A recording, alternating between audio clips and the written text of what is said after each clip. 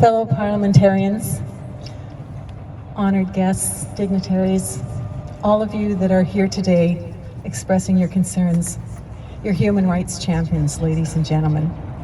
I'd like to thank you for this opportunity to make a statement today. It means a lot to me to speak in defense personally of the Uyghur people and their basic human rights. Like most Canadians, I honestly first heard of the situation facing the Uyghurs and other Turk Muslims through mainstream news reports and high-level statements of condemnation by the international community.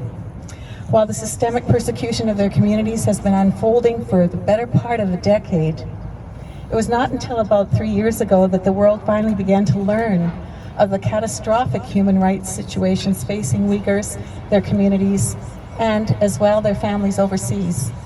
As parliamentarians, we have been given the valuable opportunity to hear first-hand accounts of the deteriorating situation in Xinjiang.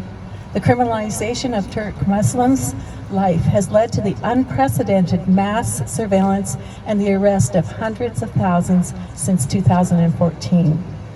Forced labor and forced abortions are rampant. Reports indicate that up to 3 million Uyghurs are being detained without charge in re-education camps. Starvation in these prisons is rampant, and detainees are punished through physical and psychological abuse. As a result, there have been reports of deaths in the camps, particularly among the elderly and the infirmed. Uyghurs are facing an unprecedented campaign of oppression due solely to their Muslim faith. As a result, Uyghurs and Kazakhs have largely ceased participating and practicing their faith as a community. It is clear that the ultimate goal of the Chinese government is to achieve complete cultural and linguistic assimilation. Canada is not immune to China's campaign of persecution. Many Uyghurs and Turk Muslims that call Canada home can directly relate to the tragedy currently unfolding in China. The 2,000-strong Uyghur community in Canada can account for hundreds of family members being held in detention camps. Our fellow Canadians cannot communicate with their families and are under constant threat of direct surveillance and harassment by the Chinese authorities. They're pressured to monitor the activities of their fellow Uyghurs. If a voice of protest is detected, it can have serious repercussions for family members in China. Essentially, family members are being held hostage. Despite the intimidation and threats, the Canadian Uyghur diaspora has done an unbelievable job in bringing the latest developments to light. The world owes them a tremendous debt of gratitude for exposing the brutality of the Chinese regime. Their sacrifices are not in vain. They cannot be in vain. We have a responsibility.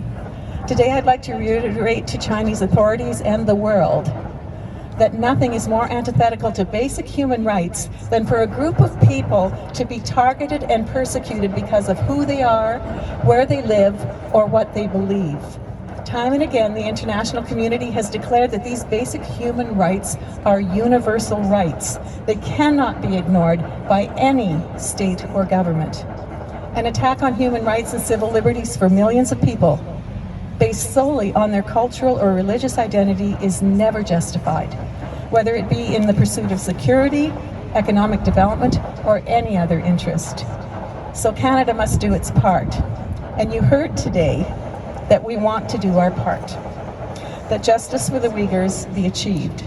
While we can be reassured that MPs voted unanimously to recognize the persecution of the Uyghurs as a genocide, it is clear that the Chinese government is undeterred by words alone. Canada must take more tangible measures to hold those responsible for these atrocities to be accountable.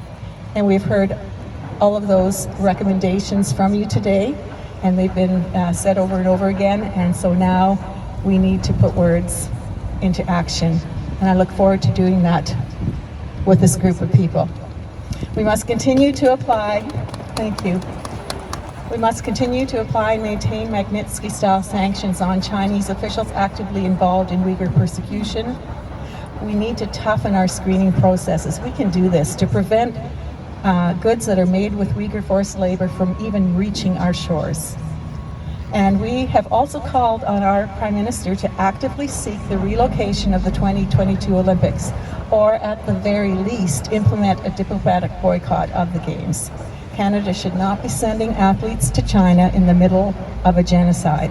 It is not too late for Canada to make the right decision and deny China the chance to showcase the oppressive elements of its regime to the world. There's just too much at stake, ladies and gentlemen.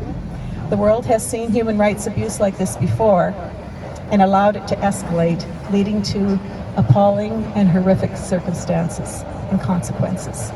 In the case of the Uyghurs, apathy and inaction are simply no longer an option. I applaud the Uyghur Rights Advocacy Project for their efforts today, as well as other advocacy groups for their tireless work to bring this truth to light.